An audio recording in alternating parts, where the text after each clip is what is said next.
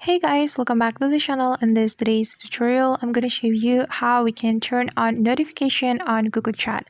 Let's get started. Here I have opened my Google Chat, and if we want to turn on the notification of Google Chat, we can click on this button. Then we can click on settings and make sure that you turn on the notification right here, mobile notification.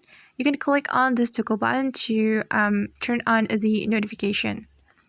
Alright, after that, if we want to turn on the notification one by one, we can click on the chat. We can tap and hold on the chat like this, and we can click on turn on notification right here. And let's practice it one more time.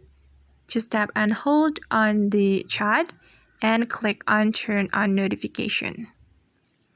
Alright guys, and that's how we can turn on notification in Google Chat. I hope this video will be useful for you. If you find this video helpful, don't forget to hit the like button, leave your comments, and also subscribe to this channel. See you on the next video.